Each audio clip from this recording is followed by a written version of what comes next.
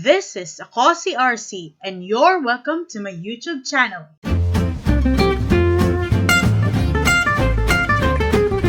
So today is the day to bake some banana bread.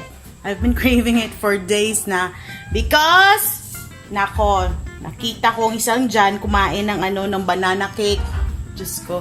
So I'm gonna bake one today and I'm gonna film it for you. So of course we need ingredients. We need bananas. These are green bananas and the recipe calls for 4 bananas but I added 1. So let's see kung ano ang outcome niya later. And we need chocolate chips. I have white chocolate chips, almonds and Lindt chocolates that I chopped. And of course we have white sugar, we have vanilla, we have 2 whole eggs, we have oil, we have buttercream and buttermilk, and we have packed brown sugar, and we have here our dry ingredients which are flour, cinnamon, salt, baking soda, and baking powder.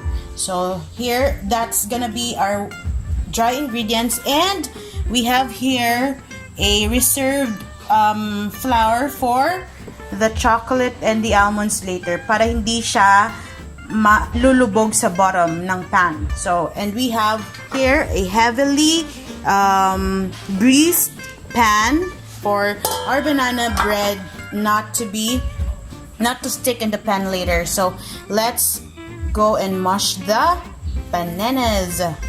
So now it's time for us to mash the bananas. These are ripe bananas, green ripe bananas, and antayin lang natin siya na para siyang maging later liquid.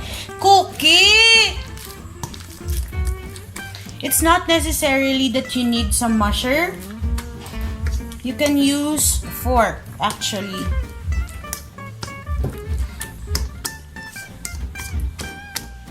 So yep. So this is the consistency that I am after 4. So that's good. And I'm good with that. And let's scrape it. Okay. And then next is we put our white sugar that spilled. Got spilled. Oh, I hate it. White sugar got spilled, and our packed brown sugar, and then you have to whisk it. Whisk it.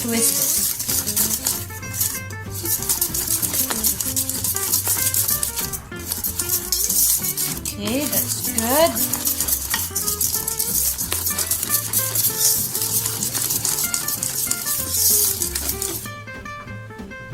Then we need to put our eggs.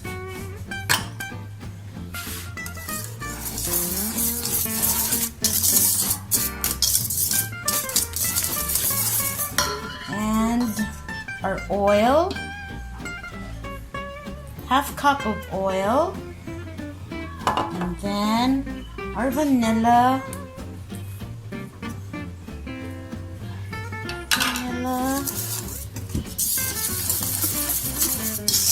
Then just mix it like that. And then our buttermilk. Well, if you don't have buttermilk, don't freak out, okay? This is a homemade buttermilk, which you can do it too in your house. I did 1 cup of milk, any milk you like. It's either evap or fresh milk. 1 cup of fresh milk or evap, and a tablespoon of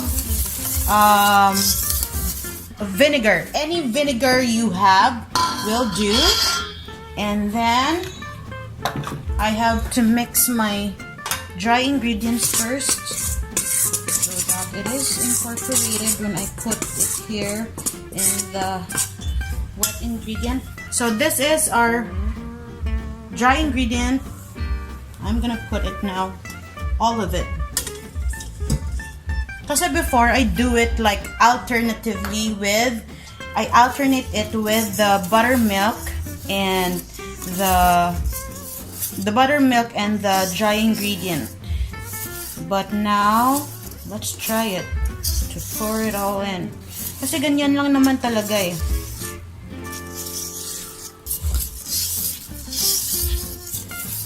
Just like that, just folding it. And my whisk is sira.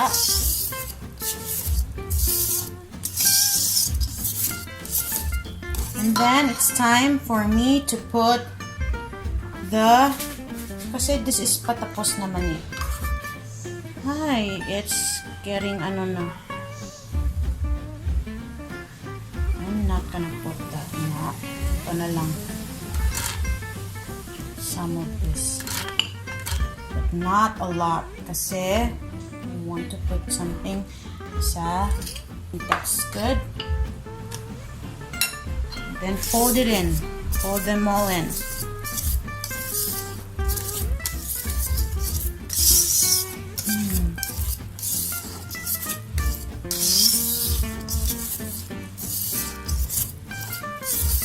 Smells so good. So yeah, that's good.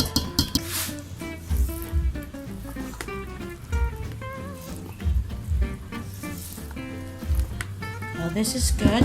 And napakatanga ni RC. I didn't. Well, hindi ko na preheat ang oven ko. Well, that's okay. Oh my gosh. Nakalimutan ko.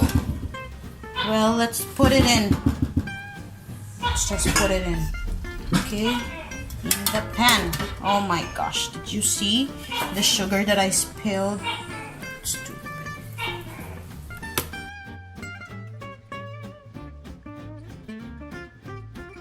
Hopefully, it's not gonna spill. Hopefully. Put some chocolate. Nagme-melt na yung Lindt na chocolate.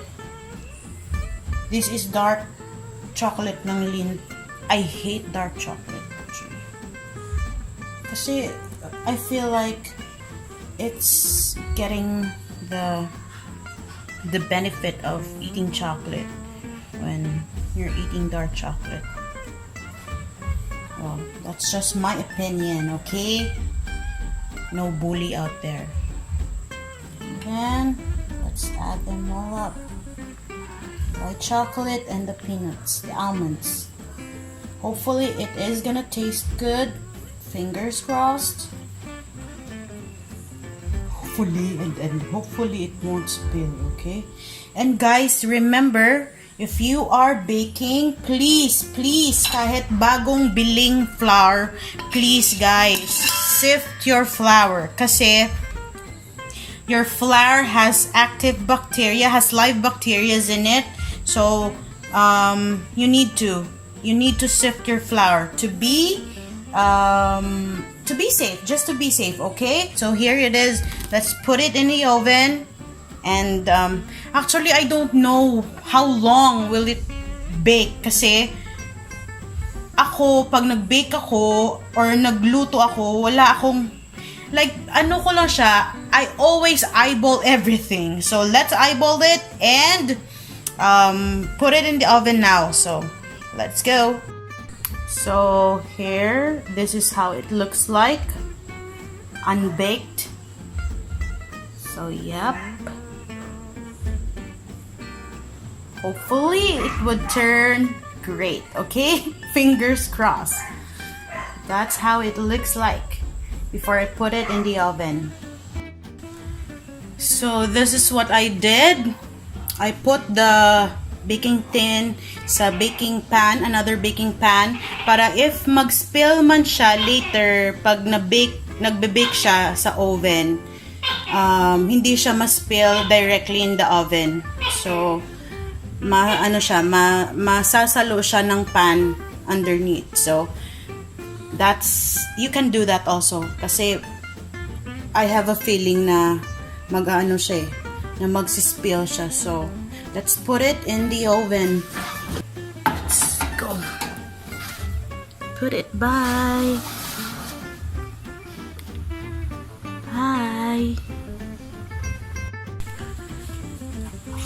So let's see if it is okay. Actually, you will know kahit iyog-yog mo lang siya.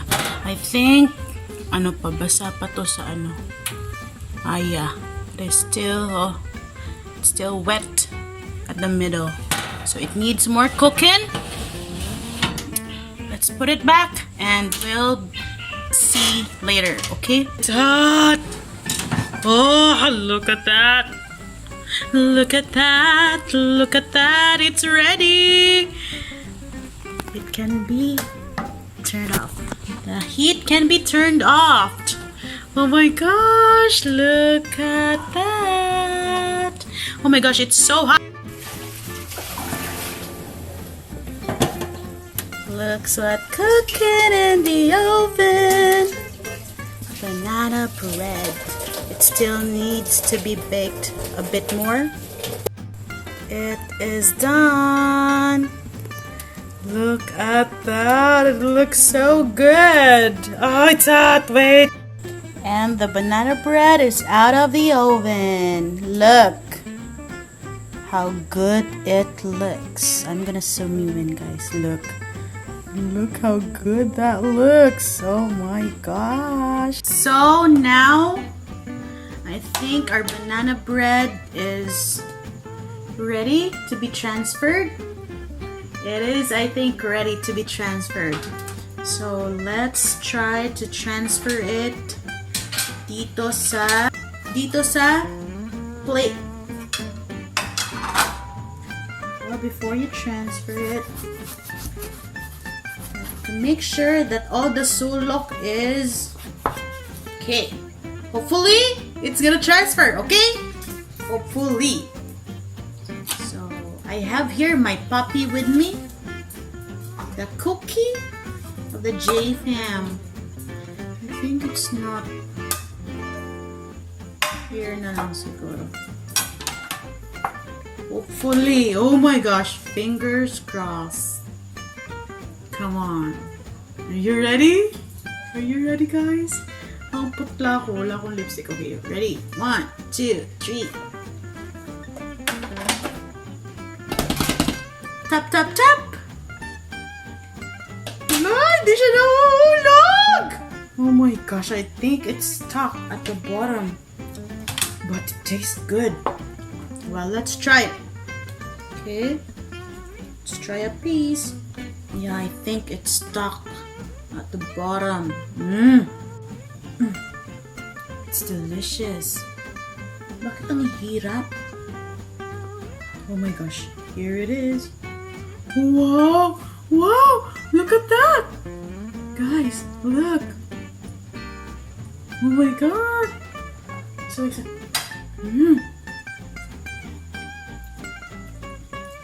What's in there? Why is it stuck? Oh, it's because of the Lindt.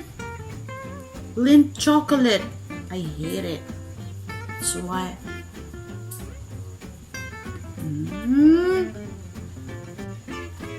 Oh my gosh, it is yummy. So here it is, my banana cake. It's done and I already tasted it kanina. And look how good it is. Oh! Look.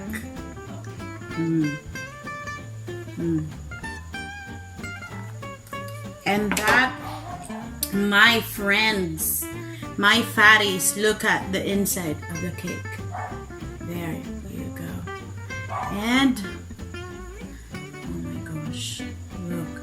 It's so banana-y. That one piece of banana made it so banana-y. And I like it. Crunchy on the outside and Very moist on the inside. Hindi ako nagbubuhat ng sarili kong bangko Sobrang tagal ko nang hindi nakapag-bake as in. Oh my gosh, how I miss baking.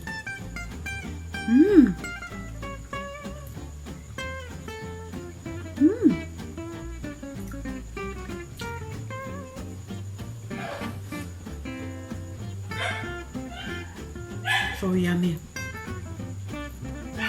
And even the dogs, neighbor's dog is approving it, I think. So yeah. Oh my god.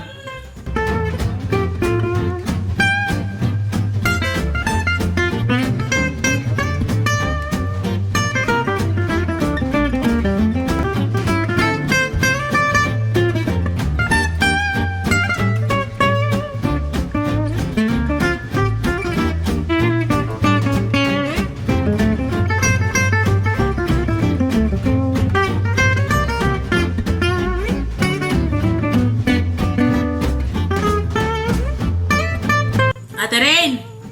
This is for you, Ate Rain! It's so yummy! Look, look, look, Ate Rain!